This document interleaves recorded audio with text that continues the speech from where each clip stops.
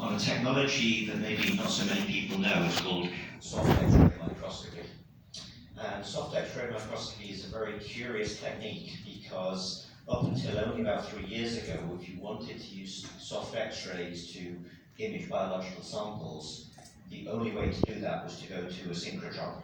And I'm sure many of you know synchrotrons. They are the size of about 4 football pitches. They're particle accelerators, and it's extremely expensive to get beam time in synchrotrons, and you take your samples, and you can spend a lot of money and not have a lot of success sometimes. Now, a spin-out company that came out of UCD is called Sirius XT. They developed a source of soft X-rays at laboratory scale. So an instrument that could generate soft X-rays on a microscope, not much bigger than a hotel room. So significantly different size to a synchrotron.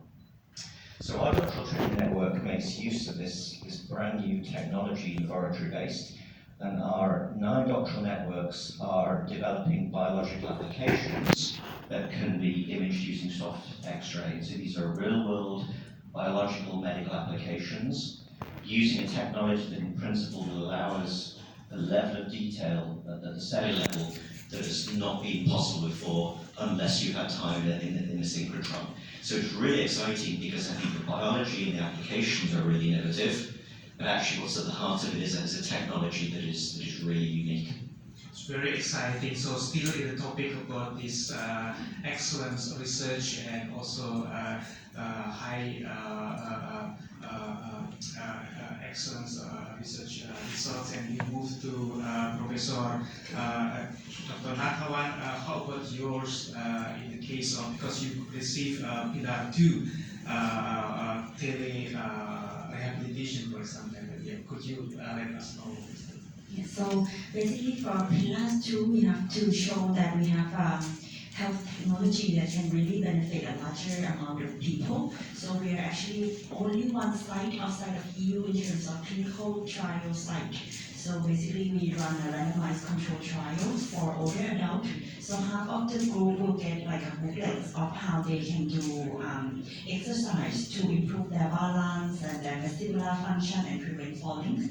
And the other half of the group will receive like a goggles where they will have like a hologram in their home, and then they do the balance exercise according to what the hologram is saying basically. So we have a launch event last year where we invited all the 15 Europe participants to join. Then we have over 200 older adults joining on site and 10,000 more online. So basically the device is given to all the patients in their home, and then we have like a sensor to put in all their body basically to monitor them that they are not going to fall. So we hope that this technology can help, that. So currently, either you give the patient all the booklet and then you exercise according to the booklet, or you ask them to come to the hospital to do the exercise. So we offer it like once or twice per week, but that's not enough, and the patient needs to lose the whole day to come to the hospital, get 1 hour training, and then go back. So we hope that this type of tele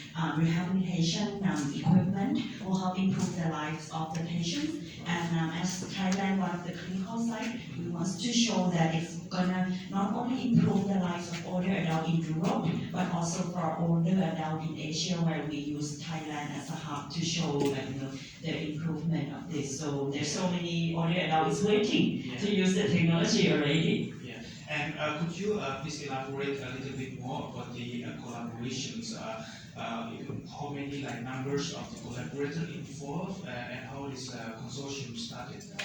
Okay. So basically the lead principal investigator was based in Greece, and our consortium has 15 members, which dated back a long time ago when we first applied together. At that time it was Horizon 2020 grants. So I was still working in the UK, and at that time UK was still part of the EU. So I was working within many of the Horizon 2020 grants basically, and then we developed their application, and then we have the prototype and the device ready for clinical trial. So at that time, after Brexit, and then I still hold a post in the UK. I came back to Chulalongkorn University and work as a faculty member here. And actually, I attended a workshop similar to this one a few years ago, and then I just realized for the first time that we, Chulalongkorn, can actually apply as an associate partners. So I reached out to all the collaborators that I can run a similar clinical trial. And then we can be one of the site as well, and I'm happy to lead for Thailand side, and then we all apply together, and in no time we are here. So so workshops like this is like tremendous help for me. Yeah, Professor Jerry, about you, about how actually you start this kind of collaboration, because I think one of the obstacles of challenge is starting up this collaboration in order to get this happening. So, yeah, it is. So as I mentioned, the network that I'm involved with really revolves around technology. And actually the seed for writing our proposal came from the CEO of that company actually coming to my office and saying, we developed this instrument, we think it could be really powerful for biologists like you, but we need more biologists to be involved. We need to understand how our technology can really be used in health and medicine. And they were looking for cell biologists like me to help understand and interpret their images. So after I'd spent a few sessions doing that, we then kind of got together and said, well, what we can do now is put a network of people together who I think have got really exciting applications that would benefit from this technology. And together we came up with a network of people who all have really challenging questions in biology that current imaging applications couldn't really answer. And so that was really the seed of how we brought those individuals together. And a little bit, as Leonie mentioned, what was really interesting for us, as well as biologists, we ended up bringing physicists into the consortium, so really highlighting, interdisciplinarity. Yeah. Also, like intersectoral, because you mentioned about non-academia also And I think for us in the consortium, and actually in particular for the doctoral candidates, that's the most exciting part, because of course the whole point about the training program is the secondments. That's actually really the beauty of what it offers.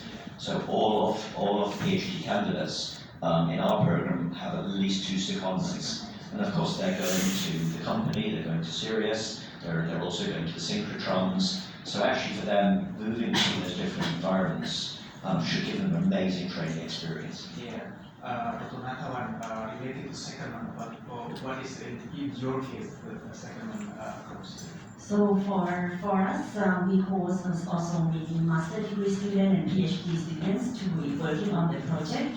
And basically, they're partly funded by the grants, but majority of them is actually funded by Chulalongkorn University. So Chulalongkorn University have this special scheme to invite talents, PhD students and postdoc from abroad. So we have students from Kazakhstan, from other countries working in the project, and then using the Chulalongkorn grants. So we can also use the EU grants that are given to buy the equipment and do other things as well. So all the students, they get 2, 3, 4 supervisors basically. So in the consortiums, we have the clinical professors team basically, and we have the technical professors team as well. So the technical team is developing the algorithm, the device, the equipment and everything. And the clinical side team, we work together, but the clinical team is basically all doctors, and then we implement the device to the patients.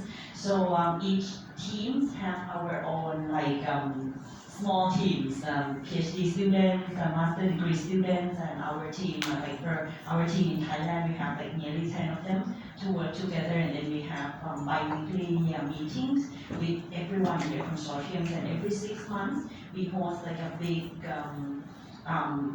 plenary meeting basically where everyone see each other. So the technical and the clinical side also get updates.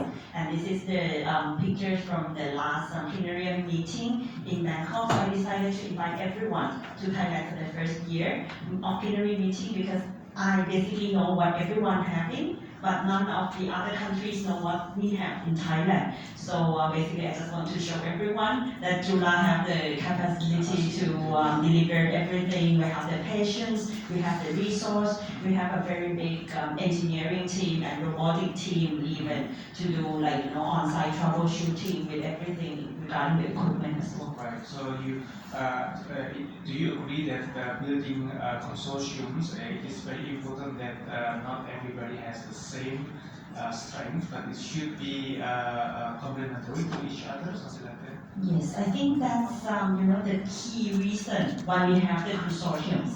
Because if everyone have the same expertise, then we cannot move forward. Yes. So in all the consortiums, we have the team who are dedicated to PR basically. So they design our website, they design all the materials to give to the patients, they help mainly for the PR and dissemination. We have separate partners who are basically patients organizations, so like Aging UK. So they're a group of older adults who come to actually give feedback to the system that this is actually what the older adult would like.